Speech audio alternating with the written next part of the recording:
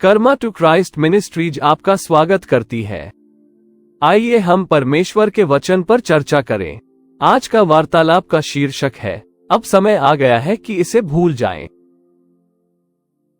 आज के बाइबल छंद है 1 शमूएल अध्याय 16 पद 1।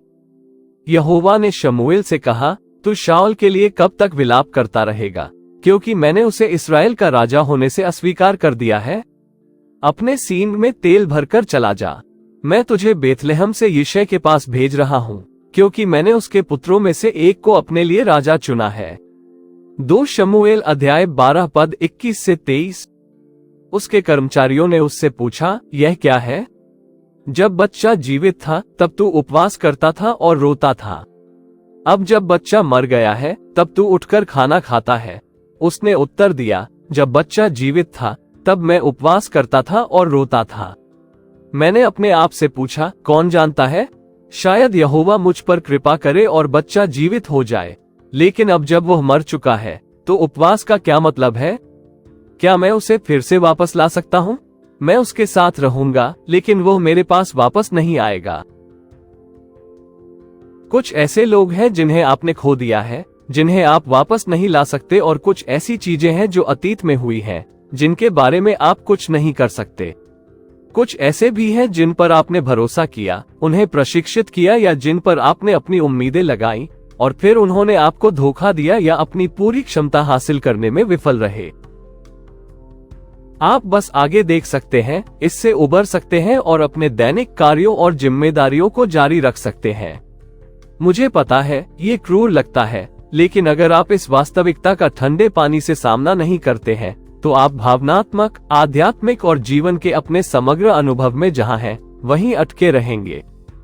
हम सभी इस बात से बुरी तरह तबाह हो गए हैं कि जिन लोगों के लिए हमने समय और ऊर्जा का बलिदान दिया, उन्होंने न केवल हमें अस्वीकार कर दिया बल्कि हमारे खिलाफ खड़े हो गए। कुछ ऐसे भी हैं जो इतने दूर चले गए हैं कि उन्हें फिर से पाने के लिए आपको अपने वर्तमान लक्ष्यों को छोड़ना होगा। जब परमेश्वर कहते हैं कि यह खत्म हो गया है, तो ये खत्म हो गया है। किसी रिश्ते, मंत्रालय, व्यवसाय या यहाँ तक कि किसी इच्छा को फिर से जीवित करने की कोशिश न करें जिसे परमेश्वर अब आशीर्वाद नहीं देना चाहता।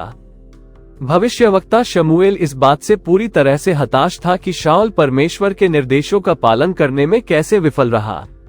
शाऊल एक राष्ट्र के रूप में इस्राएल का पहला चुना हुआ राजा था, और शमूएल को ये बात उसे बताने, उसका अभिषेक करने और उसका गुरु बनने का विशेषाधिकार था। परमेश्वर ने शाऊल की अवज्ञा को देखा और आदेश दिया कि अब राज्य उससे छीन लिया जाए। शाऊल अतीत था, लेकिन शमूएल इस पूरी तरह से विफलता से इतना निराश था कि वह इस्राएल के भविष्य दाऊद को स्पष्ट रूप से पहचान नहीं पाया। राजा दाऊद ने व्यभिचार के कारण अपने जेठे बच्चे को खो दिया, लेकिन वह समझ गया कि परमेश्वर ने किसी कारण से चीजों को होने दिया, और जब परमेश्वर कहता है कि यह खत्म हो गया है, तो ये खत्म हो गया है। उसने ये देखने की पूरी कोशिश की कि क्या उसके बेटे के प्रति परमेश्वर की ओर से कोई दया है, लेकिन एक बार जब उसका बेटा मर गया तो उसने बस इसे नजरअंदाज कर दिया और राजा के रूप में अपनी जिम्मेदारी निभाना जारी रखा। जब आप मसीह की वफादारी और प्रावधान के बारे में गवाही दे रहे हो, तो अपने अतीत के बारे में कुछ बातें बताना जरूरी है।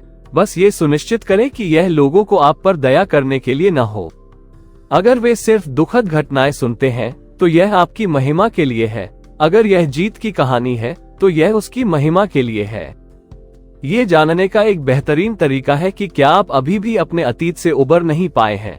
अगर आप जिस किसी से भी मिलते हैं उसे वही दुखद और दुखद कहानी सुनने को मिले। आइए प्रार्थना करते हैं। स्वर्गीय पिता, आप हमेशा के लिए अपना गुस्सा नहीं रखेंगे। आपके पास क्षमा है, आपके पास भरपूर मुक्ति है।